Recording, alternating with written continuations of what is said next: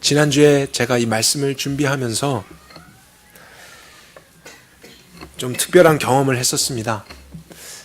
마음속에 희비가 교차하는 일들이 굉장히 많이 있었습니다.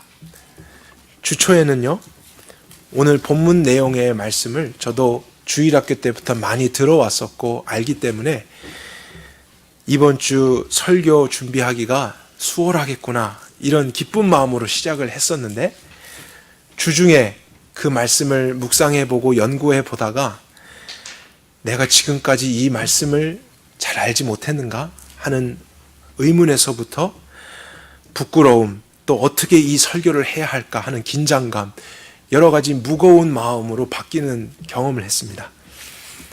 근데 주말에는 그래도 하나님이 주어주신 시간 안에서 바르게 이해할 수 있도록 은혜를 주신 것에 대한 감격과 또 감사와 확신이 있었고요. 이 자리에 올라서기 전까지는 내가 하나님께 받은 말씀을 여러분과 나눠야 되는데, 제가 주중에 느꼈던 것처럼 그것을 잘 이해하지 못해서 또 어려워하시는 분들이 있으면 어쩌나, 이런 생각과 함께 또 그래도 하나님이 은혜를 주셔서 우리가 똑같은 것을 보고 또 이해할 수 있다면 그것은 또 얼마나 감사할까, 이렇게 계속 마음이 희비가 교차하는 경험이 있었습니다.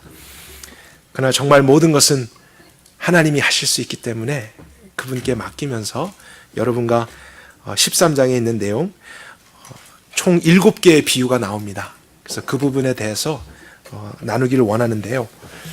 먼저는 정말 우리가 오랫동안 알고 있었고 들어왔었던 것으로 이 말씀을 그냥 보려고 하기보다 하나님이 기록해 주신 목적대로 보는 것이 옳다, 이런 자세를 저만이 아니고 여러분들도 함께 갖는 것이 중요할 것 같습니다. 7개의 총 비유가 다 하나님 나라에 대한 내용이라는 것이 큰 특징입니다. 유대인들은 어떤 것을 강조하고자 할 때 반복해서 표현하지 않습니까?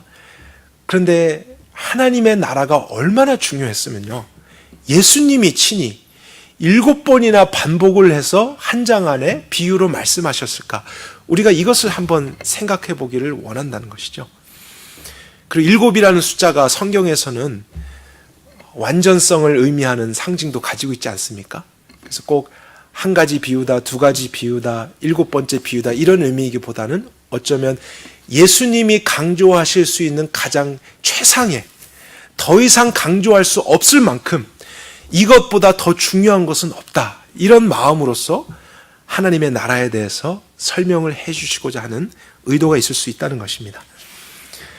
그래서 하나님의 나라, 여러분, 그만큼 중요한 것입니다.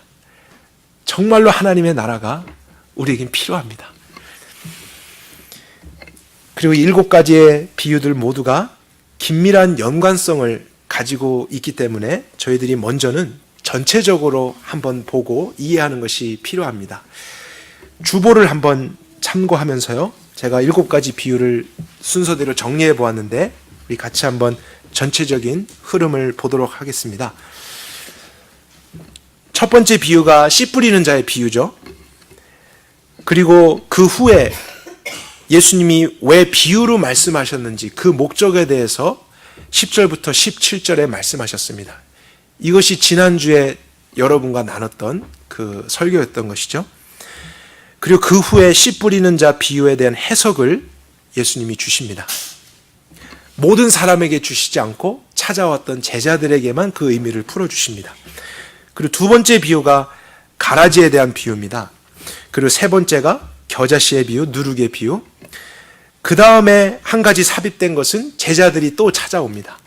그래서 밭의 가라지의 비유를 우리에게 설명해 주십시오. 그래서 이 비유도 모든 사람들이 깨달은 것이 아니고 예수님께 알기를 원해서 찾아왔던 제자들에게만 예수님이 특별하게 풀어주셨습니다. 그 다음이 밭에 감추인 보화, 좋은 진주를 구하는 장사꾼, 바다에 치는 그물의 비유입니다. 그래서 7개의 비유 중에서 예수님이 직접 해석을 해주신 비유는 2개밖에 되지 않습니다. 근데 이 2가지 비유가 분량이 가장 많고요, 우리가 자세히 살펴보면 그 2개가 나머지 모든 비유들을 포함하고 있는 대표성을 가지고 있음을 발견하게 됩니다. 그래서 어떻게 보면 7개 중에서 이 2가지를 먼저 자세하게 이해하는 것이 전체적인 의미를 이해하는 데 도움이 될 수 있다는 사실이죠. 그래서 우리가 2가지 비유, 씨 뿌리는 자의 비유와 밭의 가라지의 비유에 대해서만 한 번 더 살펴보도록 하겠습니다. 씨 뿌리는 자의 비유의 해석이 오늘 마태복음 본문이지만 같은 내용을 담고 있는 누가복음 8장에서 한번 비교하면서 우리가 그 내용을 살펴보았으면 좋겠습니다. 누가복음 8장 9절부터 같이 한번 찾아보도록 할까요?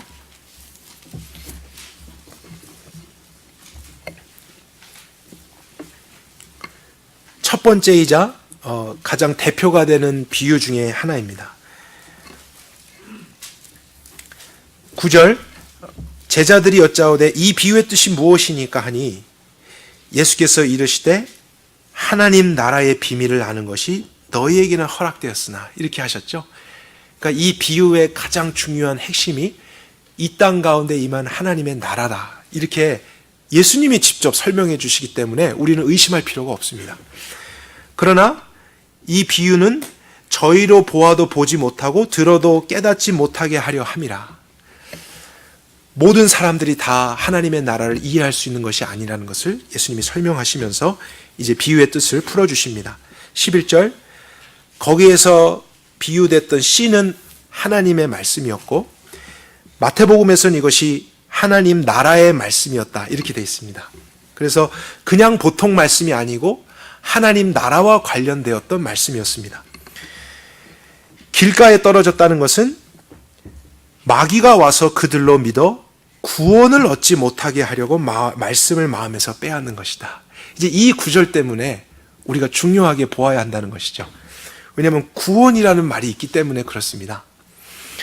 하나님의 나라가 그렇게 중요한 이유, 7번이나 반복하셨다는 이유, 모든 사람들이 깨닫지 않으면 안 되는 이유는 그것이 구원과 직접적인 연관이 있기 때문입니다.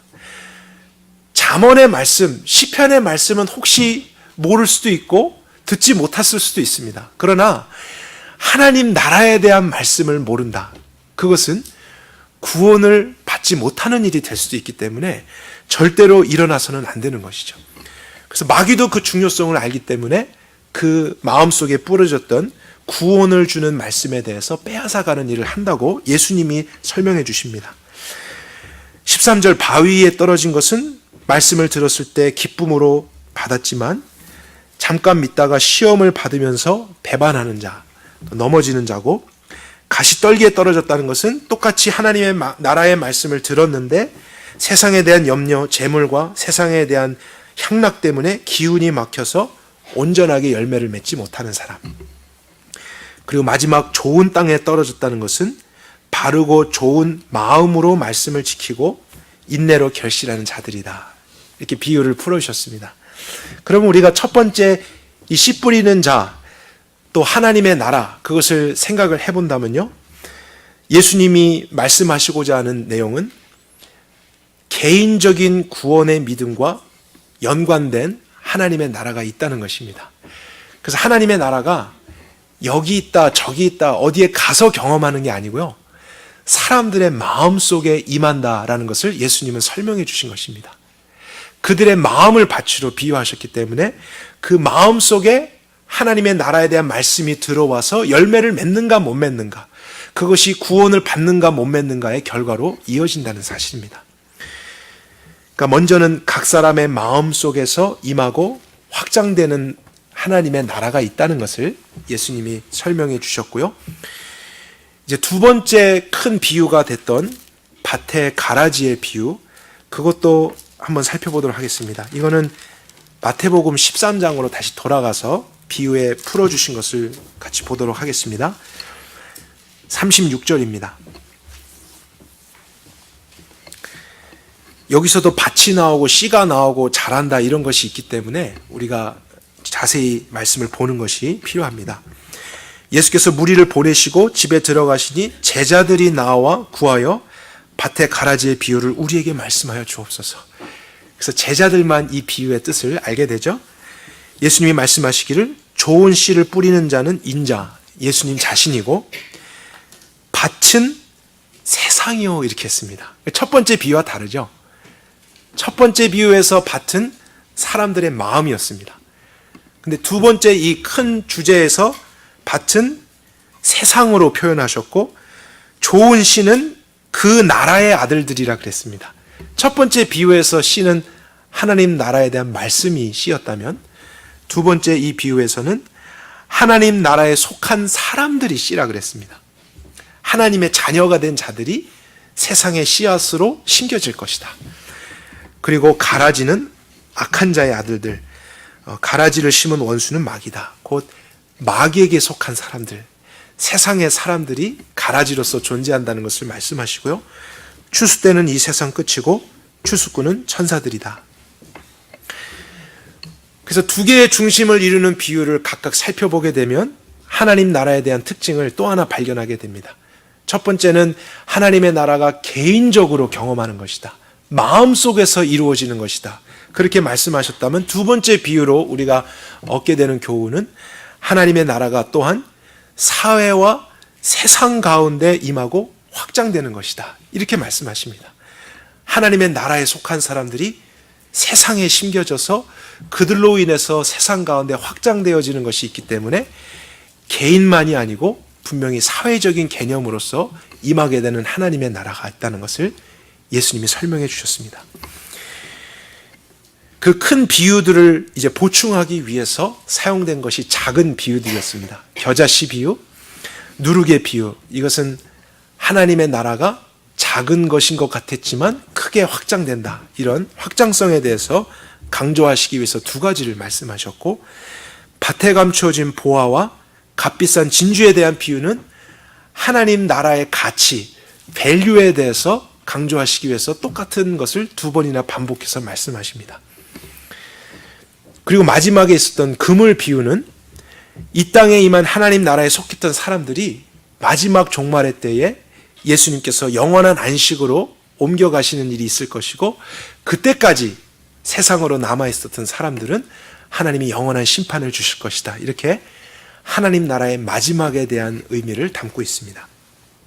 그래서 7개 전체가 하나님의 나라를 이해하기 쉽도록 설명해 주고 있고, 비유로 암시적인 메시지들을 주고 있습니다. 예수님이 그렇게 반복해서 말씀하신 이유가 바로 이 안에 우리의 영원한 생명이 달려있고 온 인류의 종말에 대한 메시지가 있기 때문에 그렇게 중요한 것이었구나 생각해 볼 수 있겠죠.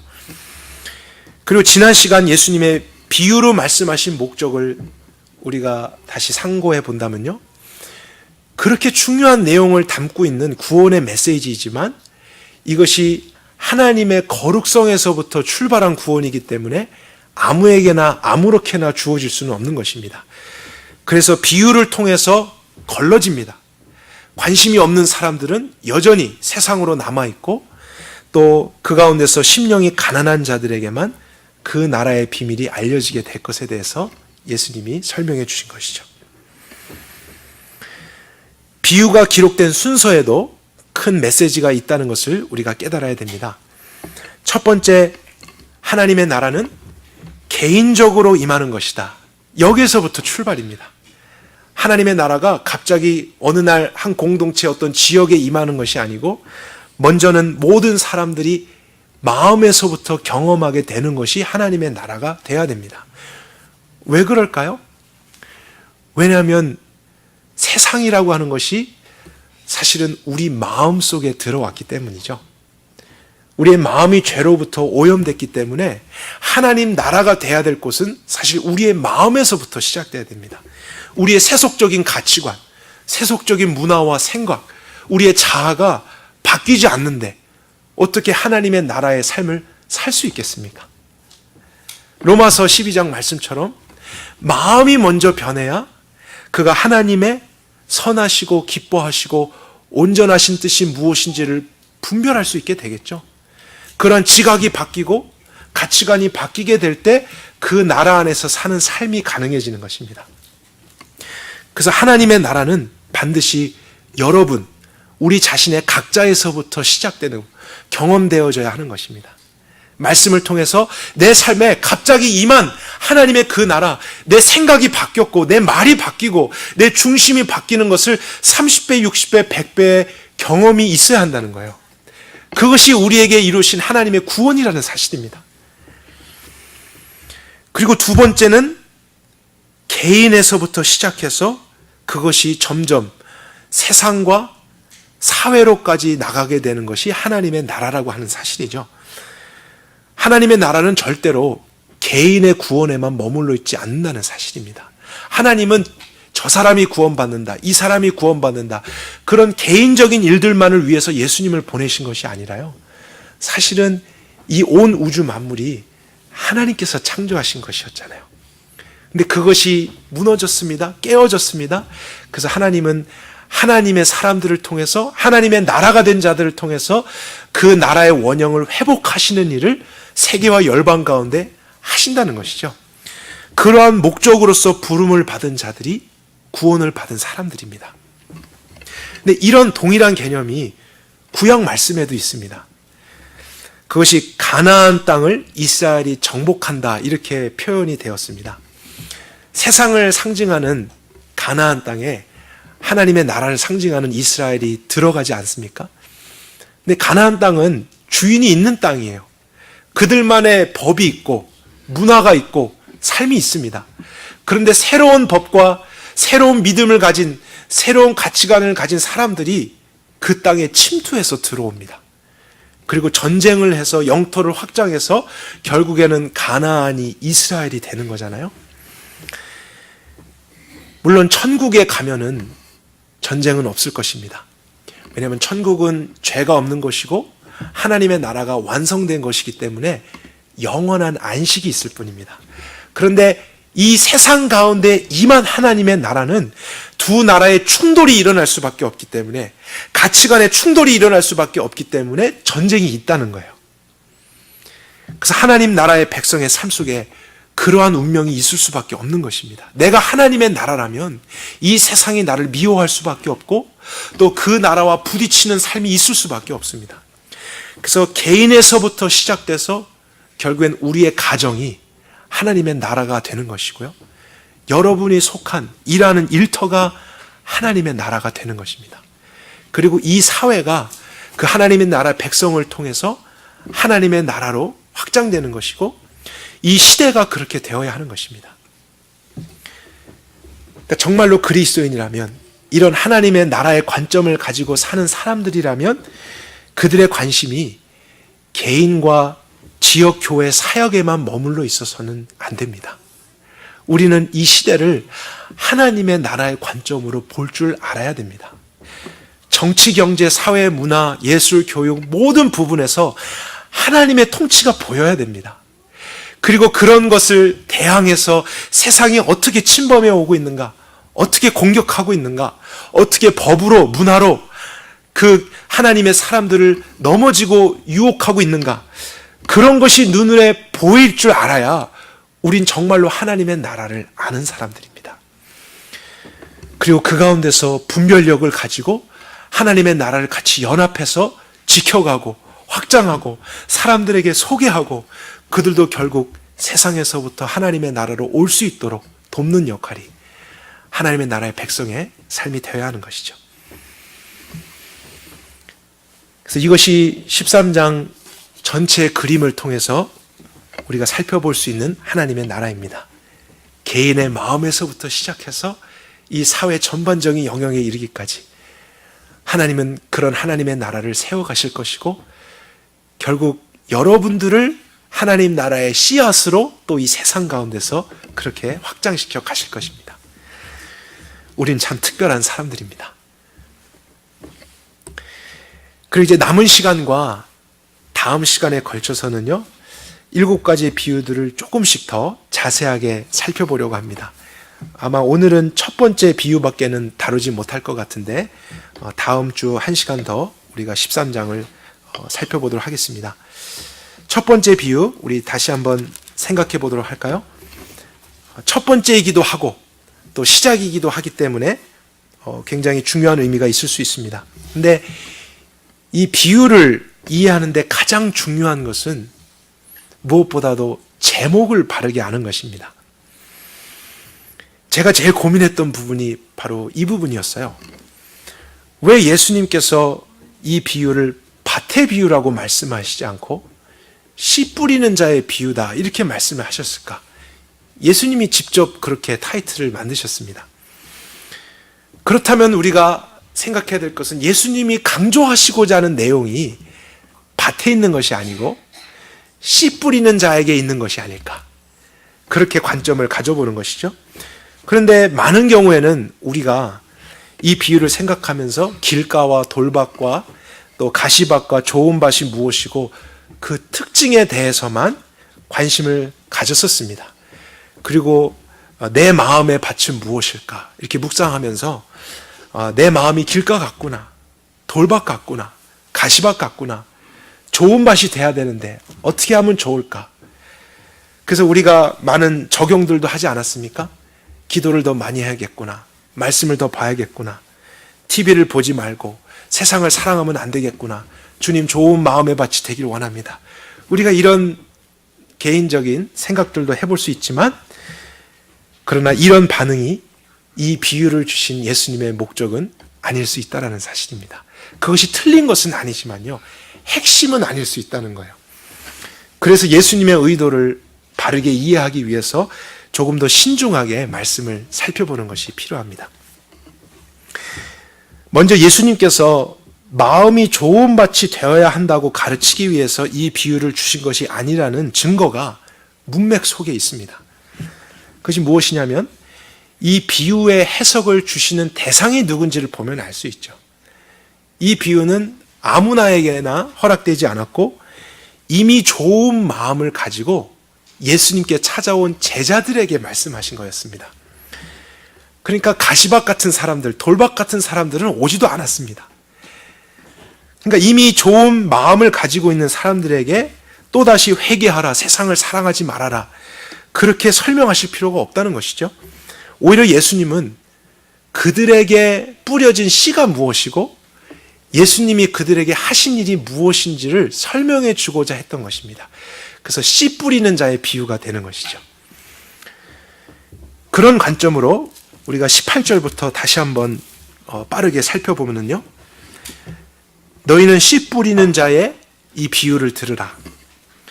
19절, 그 나라 말씀 듣고 깨닫지 못할 때 악한 자가 와서 마음에 뿌린 것을 빼앗나니 이는 길가에 뿌리온 자여. 이제 뿌린다에 우리가 관심을 가져보는 것이죠.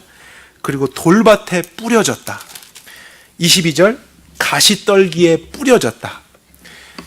23절은 좋은 땅에 뿌려졌다입니다. 이 모든 것을 누가 하셨습니까? 예수님이 하신 거예요. 구원자로 이 땅에 오신 예수님은 다니는 모든 곳에 직접 하나님 나라의 말씀을 증거하셨고요, 정말 쉬지 않고 그것을 이해할 수 있도록 설명해 주셨습니다. 왜냐하면 구원은 병고침이나 기적을 통해서 오는 것이 아니고요, 말씀 속에서 하나님의 나라를 깨닫고 경험할 때에만 이루어지기 때문입니다. 그래서 그런 사역들을 더 많이 하실 수 있었지만 가장 많이 시간을 할애해서 신중하게 하신 것은 하나님 나라를 소개하고 그것에 대한 말씀을 전하시는 것이었어요. 씨를 정말 열심히 뿌리셨습니다. 마태복음 4장 23절에 보면 예수께서 온 갈릴리에 두루 다니사 저희 회당에서 가르치시며 하나님 나라 복음을 전파하셨다. 9장 35절에는 예수께서 모든 성과 촌에 두루 다니사 저희 회당에서 가르치시며 하나님 나라 복음을 전파하셨다. 그래서 갈릴리에서 시작해서 모든 성과 촌을 두루 다니시면서 하나님 나라에 대해서 말씀을 전하셨습니다. 그 나라가 임했다. 그 나라에 회개하고 들어가라. 그 나라가 이런 것이다. 그것을 가장 구체적으로 설명한 내용이 다름이 아닌 마태복음 5장, 6장, 7장입니다.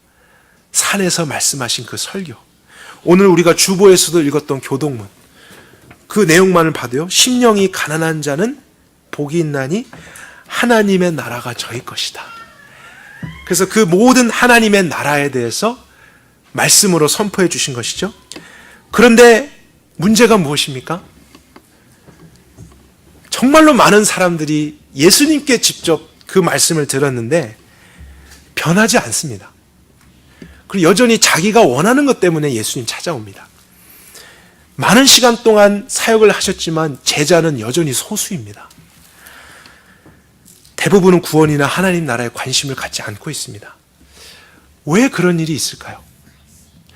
예수님이 더 많은 기적을 보여주시지 않았기 때문일까요? 아니면 그분의 말씀에 능력이 없었기 때문일까요? 그 말씀이 진리가 아니기 때문이겠습니까? 네, 씨 뿌리는 자의 비유는 그 원인을 설명해 주고 있는 거예요. 예수님이 뿌리신 씨는 하나님 나라에 대한 그 생명을 가진 씨로서 좋은 땅에 뿌려지기만 하면은 정말 기하급수적인 열매를 맺기도 하는데, 그러나 그 말씀을 듣는 사람들에게 진리를 방해하는 많은 요소들이 있기 때문에 아무런 일이 일어나지 않을 수도 있다는 사실입니다. 사단의 방해도 있고 환난과 핍박에 대한 두려움도 있고 세상의 즐거움과 향락에 대한 방해도 있습니다. 그러나 소수의 제자들이었을지라도 그 말씀이 그들 가운데 똑같이 뿌려졌을 때 그들의 삶에 맺혀진 열매는 믿을 수 없는 정도였어요. 그들이 그냥 말씀을 믿고 신앙생활을 했더라 이 정도가 아니고요. 마치 예수님과 같은 수준의 삶을 제자들이 살기 시작합니다. 그래서 30배, 60배, 100배의 열매가 그들 안에서 나타나는 것을 우리가 보게 된다는 사실이죠. 예수님이 특별한 거 하신 건 아니었습니다. 똑같이 하나님의 나라에 대한 말씀을 전했을 뿐이고 그들의 능력이 아니라 그 뿌려진 말씀에 그 정도의 변화를 가져올 능력과 생명력과 번식력과 확장력이 있었기 때문에 그 연약한 제자들이라 할지라도 예수님 수준의 삶을 사는 것이 가능해졌다는 거예요. 그 증거를 우리가 어디에서 발견합니까? 사도행전에서 발견하게 되죠. 예수님 한 분이 모든 사역을 마치고 승천하셨는데 남겨진 12제자들, 그들의 삶을 보면요, 마치 12명의 예수님이 활동하는 것 같습니다. 보통 사람들이었는데 예수님께서 그들에게 주신 씨앗이 그들로 하여금 하나님의 나라의 삶을 가능하게 했다는 거예요. 예수님처럼 말하고 예수님처럼 생각하고 예수님처럼 행동하기 시작합니다.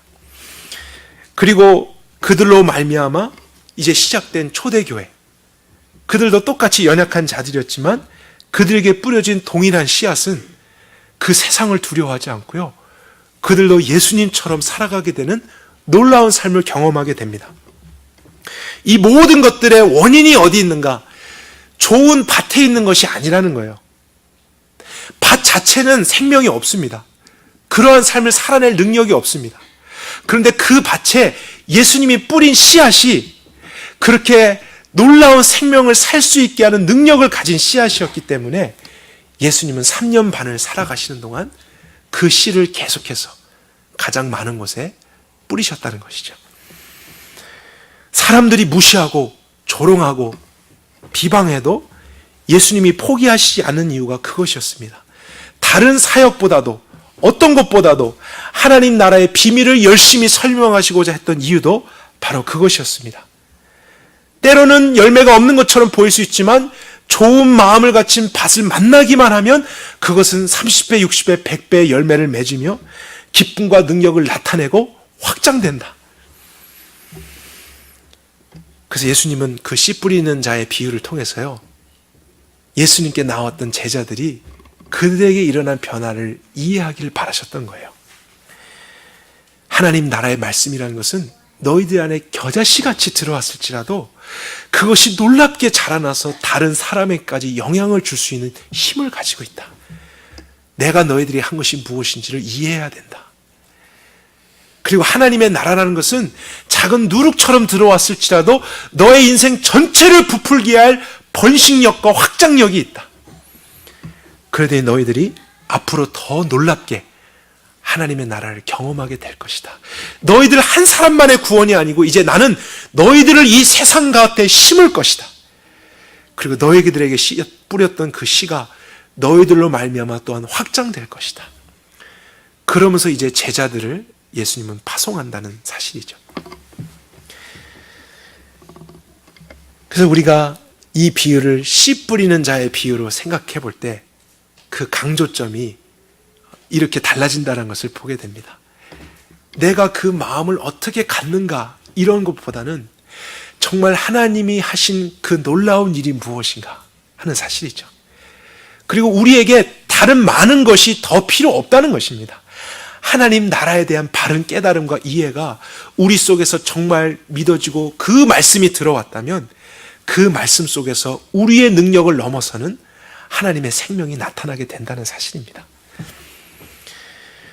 그래서 하나님은 2000년 전의 제자들만이 아니고 오늘날도 하나님의 나라를 마음속에서부터 경험하고 그것을 살아내는 많은 사람들, 또 저와 여러분들을 이 세상의 밭에 하나님의 나라로 심으실 것입니다. 사실은 여러분을 먼저 구원하신 이유는 그것 때문입니다. 여러분 가정 안에 하나님을 알지 못하는 사람이 있다면 그러한 사람들을 위해서 여러분을 먼저 만나 주신 것이고요.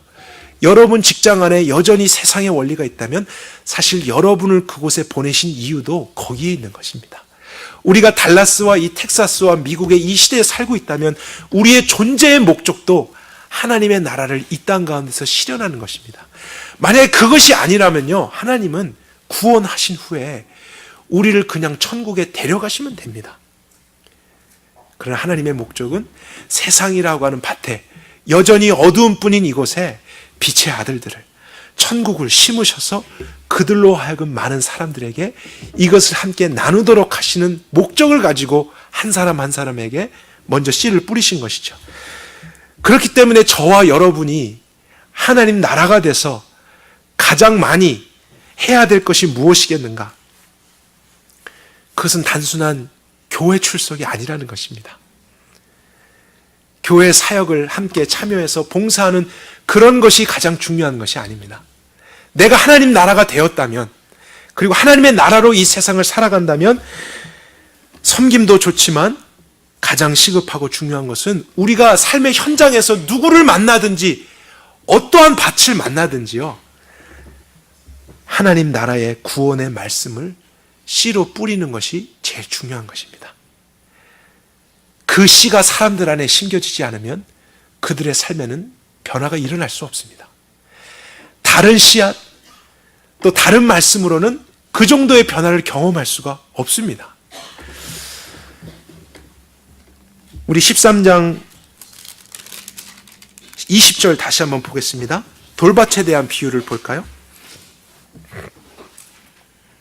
그 특징이 무엇이었냐면 하나님 나라의 말씀을 듣고 순간적으로는 기쁨을 경험했었는데 뿌리가 없어서 잠시 견디다가 말씀을 인하여 환난이나 핍박이 일어나는 때에 넘어지는 자다 그랬습니다.